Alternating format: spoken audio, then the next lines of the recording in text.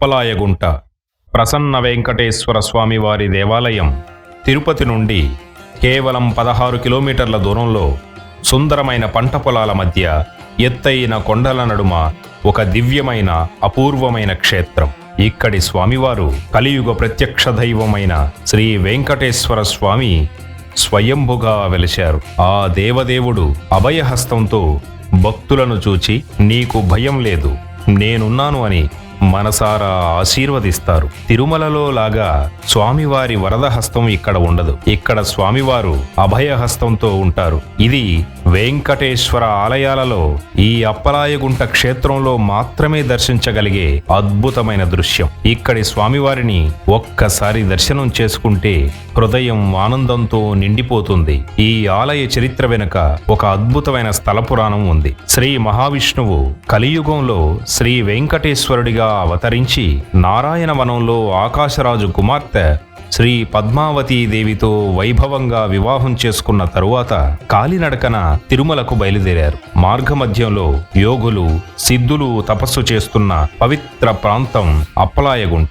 ఇక్కడ సిద్ధేశ్వర మహాముని దీర్ఘకాలంగా తపస్సు చేస్తున్నారు. వారి తపస్సుకు మెచ్చి శ్రీ వెంకటేశ్వరుడు ప్రత్యక్షమై, మునీంద్ర, నీ కోరిక ఏమిటి అని అడుగుగా సిద్ధేశ్వరుడు ఆనంద బాష్పాలు కళ్ళ నుండి జారుతుండగా, ప్రభు, ఈ ప్రాంతం నీ భక్తులకు ఆశ్రయం కావాలి, మీరు ఇక్కడే కొలువుదీరి అందరికీ అభయం ఇవ్వాలి అని వేడుకున్నారు. వెంకటేశ్వర స్వామి స్మితహాస్యంతో అంగీకరించి ఇక్కడే నిలిచిపోయారు. అందుకే ఇక్కడ వెంకటేశ్వరుని పేరు ప్రసన్న వెంకటేశ్వరుడు. ప్రసన్నమైన ముఖంతో అభయహస్తంతో భక్తులను కాపాడుతూ ఉంటాడు. ఒకప్పుడు ఈ ప్రాంతంలో అప్పలయ్య అనే భక్తుడు స్వామివారి మీద భక్తితో ఒక గుంటను తవ్వాడు. ఆ గుంట తామర పువ్వులతో ఎప్పుడూ నిండుగా ఉంటుంది. ఈ ప్రాంతానికి ఆ అప్పలయ్య పేరు మీద అప్పలాయ గుంట అనే పేరు వచ్చింది. ఈ దేవాలయ నిర్మాణం కూడా మహాద్భుతంగా ఉంటుంది. క్రీస్తు శకం 1232లో కార్వేటి నగరం రాజు శ్రీ వెంకట పెరుమాళ్ రాజు బ్రహ్మదేవ మహారాజు ఈ ఆలయాన్ని గ్రానైట్ రాళ్లతో నిర్మించారు. విజయనగర సామ్రాజ్య కాలం నాటి ద్రావిడ శైలి 3 అంతస్తుల రాజగోపురం, 5 కలశాలు, బలిపీఠం, రాగి ధ్వజస్తంభం, గరుడాలయం అన్ని అపూర్వమైన నిర్మాణాలే. గర్భగుడిలో స్వామివారి విగ్రహం 7 అడుగుల ఎత్తుగల సాలగ్రామ శిల, 4 చేతులు, శంఖం, చక్రం, అభయహస్తం, కటిహస్తం, ఎదురుగా చిన్న పుష్కరిణి, దానికి ముందు ప్రసన్న ఆంజనేయ స్వామివారి ఆలయం.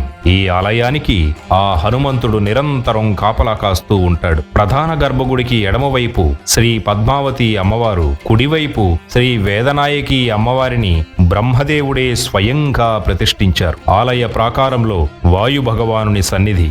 దీర్ఘకాలిక వ్యాధులు, శ్వాస సమస్యలు ఉన్నవారు వాయుదేవుని దర్శించుకుంటే వారికి ఉపశమనం లభిస్తుందని భక్తులకు అనుభవం. ఇక్కడ ప్రతి శుక్రవారం అభిషేకం చాలా అద్భుతంగా జరుగుతుంది. ఆ అభిషేకాన్ని దర్శిస్తే చాలు మన హృదయం శుభ్రపడుతుంది. జ్యేష్ఠ మాసంలో 10 రోజులు బ్రహ్మోత్సవాలు జరుగుతాయి. ధ్వజారోహణం, పల్లకీ సేవలు, రథోత్సవం, గరుడ వాహన సేవ.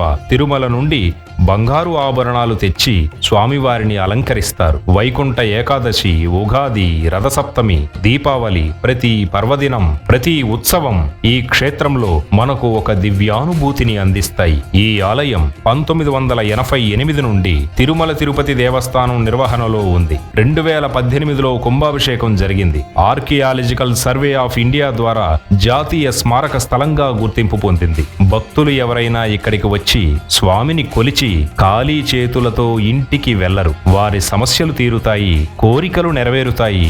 ముఖ్యంగా శనివారం ప్రదక్షిణలు చేస్తే స్వామివారు ఖచ్చితంగా అనుగ్రహిస్తారని భక్తుల నమ్మకం. అప్పలాయగుంట క్షేత్రం చేరుకోవడానికి తిరుపతి నుండి ప్రతి గంటకు బస్సులు ఉంటాయి. కాబట్టి ప్రతి ఒక్కరూ కూడా జీవితంలో ఒక్కసారి అయినా ఈ అప్పలాయగుంట ప్రసన్న వెంకటేశ్వర స్వామి వారిని దర్శనం చేసుకుని ఆయన కృపతో మానసిక శారీరక బాధలన్నీ తొలగి జ్ఞానం లభించే విధంగా శ్రీ ప్రసన్న వెంకటేశ్వర స్వామివారి దివ్య నామస్మరణతో స్వామివారి కరుణా కటాక్ష వీక్షణములకు పాత్రులు కాగలరని ఆశిస్తున్నాను. ఓం నమో వెంకటేశ్వరాయ.